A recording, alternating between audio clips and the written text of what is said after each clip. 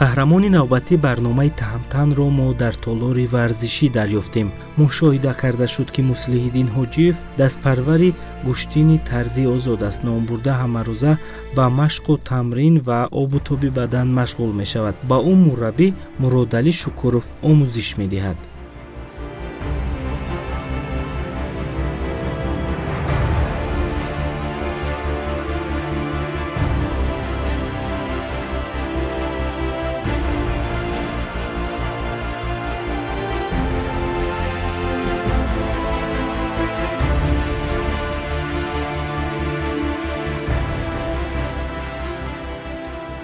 طول 6 سال می شود در این رشته ورزش مشق تمرین میکنم. استاد من شکروف مرادعلی می باشد. حاجی مصلح‌الدین یک از شاگردان بالای قد می باشد که در مدت 5-6 سال تمرین مشقش به مانع مشق خود را ادامه داده ایستاده است. چه اصولی که ما با او ایشان میدیم، با رقیبانش کار میکنیم و در مسابقه ها خیلی باختا از اول باختا بود، می باختیم مسابقه ها را. حاضر باشد از سال 2018 به حد پیشروی خوب هستند. ورزشگر یکی از ورزشگران بهترین جمهوری و آسیای مرکزی می باشد.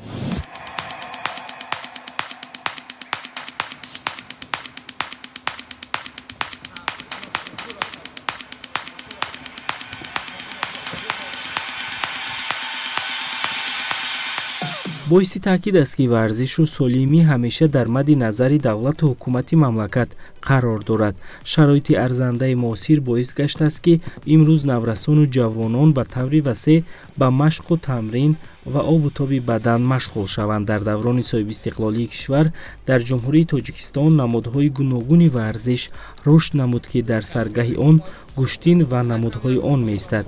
имрӯз дилбохтагони гӯштин зиёданду намудҳои он ба таври доимӣ амал мекунад. аз ҷумла қаҳрамони барномаи мо низ аз намуди гӯштини тарзи озод дар муассисаи давлатии мактаби варзиши рақами 6 намудҳои гӯштини захираҳои олимпӣ омада маҳорату малакаи худро сайқал медиҳад. ба гуфти ӯ аллакай 6 сол боз инҷониб варзиш хоса гӯштин дар рагу пайвандаш ҷой гирифтааст. барои ҳар варзишгар аввалин қадам, аввалин омодагӣ ва аввалин сабқат ҷолибу ҳаяҷоновар ва хотирмону омӯзанда маҳсуб меёбад. аз ин рӯ ин варзишгар низ рӯзҳои аввали варзишиашро хуб дар хотир дорад.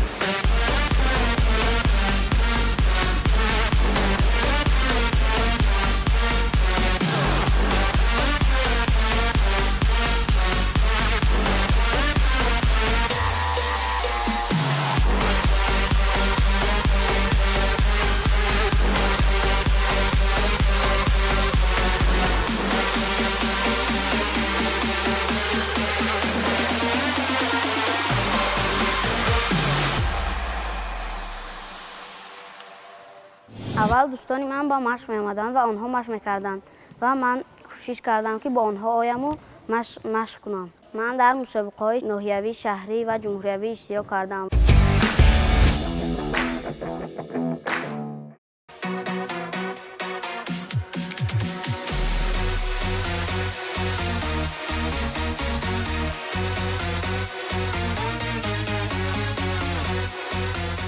ҷасорат, матонат, чусту чолокӣ, ҳушёрӣ ва эътибори хосаи ин наврас ба тамрину омӯзиш ва таъкидҳои мураббӣ боис гардид ки номбурда шӯрасоли 2021 роҳхати сабқатҳои бурунмарзиро ба даст биёраду дар мусобиқоти байналхалқӣ ҳаққи иштирокро пайдо кунад. ҳамин тавр муслиҳиддин новобаста аз оне ки барои сафҳаи варзишиаш аввалин маротиба дар майдони набарди бурунмарзӣ қадамон кӯшиш намуд то ҳадди имкон дар ҷои сеюм истад. ин мақсаду маром музаффарияти ӯро эълон намуд.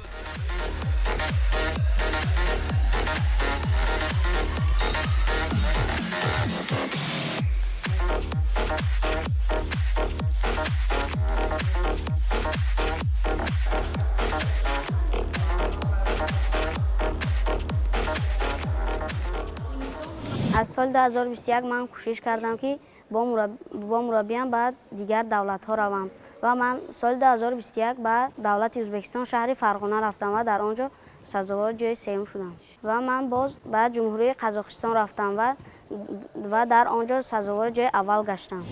камбудиё буд дар он ҷо, ҳарифҳоро мо намешинохтем. баъдан омадем, тамринро сахт кардем, нисбати ҳарифон кор кардем.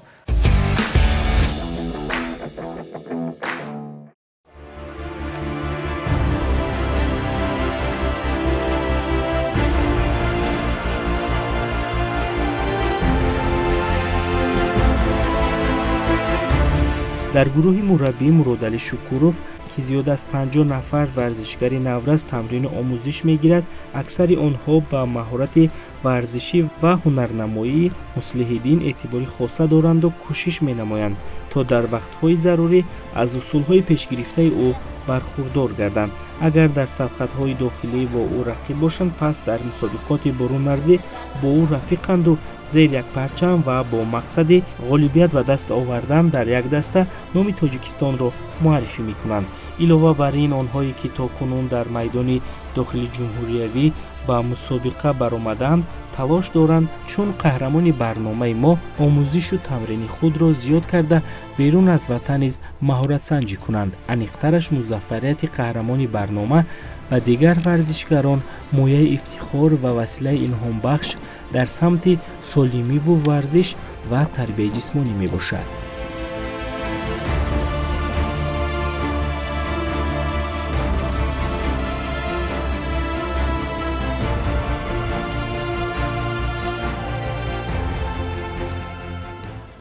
Муслиҳиддин хело писари хуб мебошад ва писари меҳнатӣ ҳаст. Муслиҳиддин ба хело мусобиқа баромад кардааст ва ман бо ӯ дар як мусобиқа иштирок кардагиам ва вай дар хело мусобиқа ҷои намоёнро ишғол мекард ва дар ҷумҳурии Қазоқистон рафта ҷои аввалро гирифта ба шаҳри мо омад. Бо бачаҳо дар зал муносибати хуб дорад ва ба зал ба сари вақт меояд. Зал машқро хело дӯст медорад.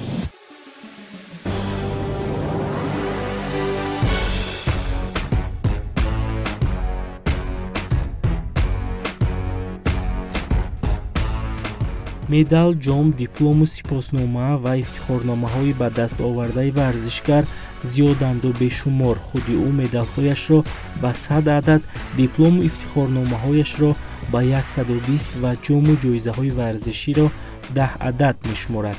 чунки сар аз соли 2018 то ин замон 5 маротиба дар майдони набарди матонати сатҳи байналхалқӣ нерӯи худро ба ҳарифон санҷидааст. аз ҷумла соли равон барояш имкониятҳои васеъ даст дод, то бо маҳорати худ дар мусобиқаи байналхалқӣ ки миёни наврасони соли таваллуди 2008-2010 дар ҷумҳурии Ӯзбекистон доир шуд, иштирок карда дар вазни 30 кило дар ҷои аввал истад. дар ин мусобиқа варзишгарони 5 кишвар иштирок доштанд ва ҷумҳурии Тоҷикистонро 7 варзишгар намояндагӣ намуду 3 мақоми аввал, 1 ҷои сеюмро ба худ ихтисос доданд ки 1 ҷои аввал насиби қаҳрамони барномаи мо гардид.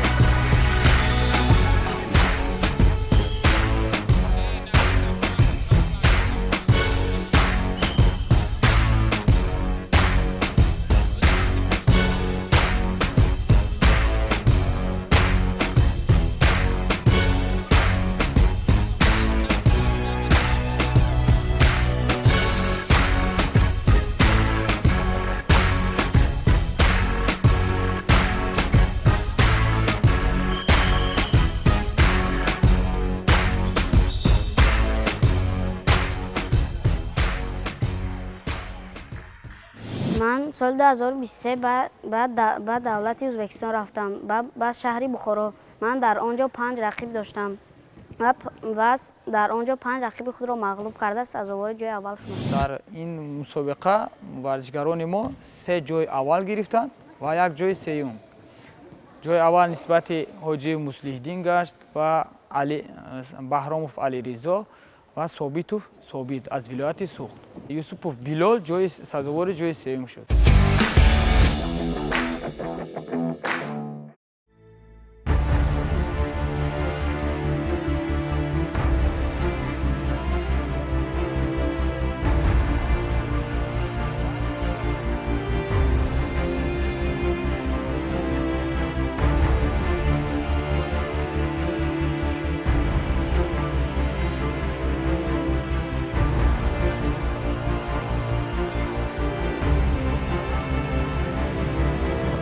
طبق اطلاع به سمت انتخاب کرده قهرمان برنامه والدانش نیز توجه خاصه دارند. پدر و مادرش با فراهم آوردن شرایط کوشش میکنند که او با ورزش با پورگی مشغول شود و با نتیجه های نظررس از امروزه دیده پیشگام باشد. معلوم گردید که اساساً در خاندان قهرمان برنامه ما با تعلیم و تربیت فرزند صاحب معلومات نمودن او و سالمی و انتخاب طرز حیاتی سالم اهمیت اولین درجه داده می شود. چنین مناسبت است که امروز مصلح‌الدین با جسارت خوب و افتخارمندی بلند پرچم کشور را در عرصه عالم پرافشان می‌سازد و سرود ملی صدا می‌دهد.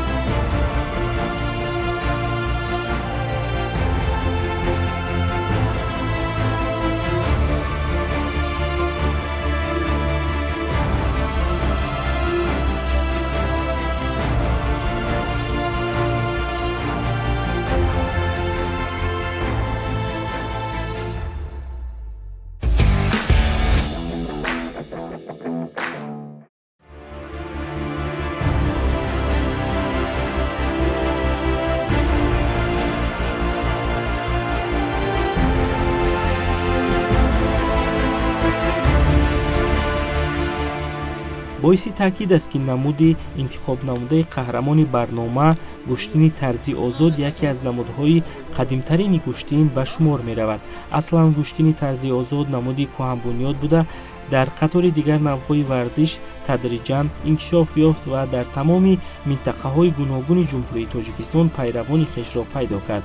جهت سرشماری اخلاصمندانه آن بود که گوشتین طرزی آزاد به برنامه بازی‌های المپیک شامل گردید. در تاجیکستان نخستین مسابقه گوشتین طرزی آزاد در سالهای 50 عصر 20 دایر گردیده بود. این نوع گوشتین در تاجیکستان محض در دوران استقلالیت رشد و نموی تازه گرفت. طوری که مشاهده کرده شد در برابر قهرمان برنامه ما توجه دیگر ورزشگران نورس نیز به این نمود زیاد است. هر یک کوشش میکند راه و اصولهای گوشتین را آموزد. مربی نیز با استفاده از اصولهای معمول و معاصر به نورسان آموزش میدهد.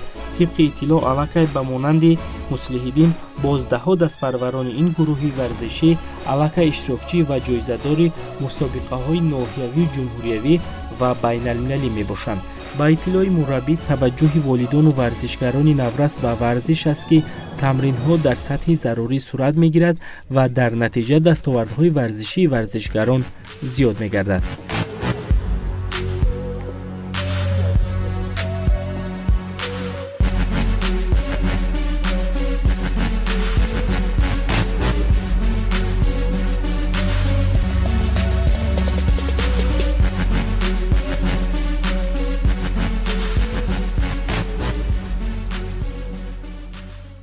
در مسابقه جمهوریوی همین ماه مارد گذشت 17 تا 19 مارد در ناحیه فیض‌آباد در این مسابقه سزاوار جای اول شد.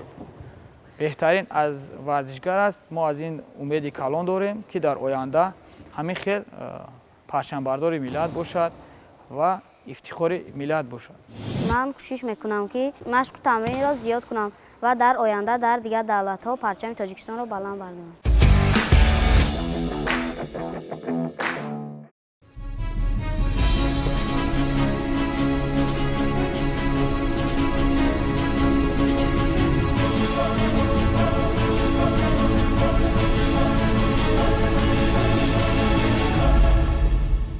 تا این زمان مصلیح‌الدین حاجیев چمپیون جمهوری تاجیکستان میان نورسان تا 15 ساله در سال 2022-2023 میباشد. در نظر است که دوام سال 2023 موصوف در مسابقات دیگر برون مرزی اشتراک کرده باز هم با خزینه ورزشی خود مدال و دیپلم و جایزه‌های ورزشی را بیارد. ما به قهرمانی برنامه و مربیش برای خواسته باوری می‌نماییم که باز هم از این نمود ورزش با غالبیت در عرصه عالم پرچم کشور را بلند می‌بردارد.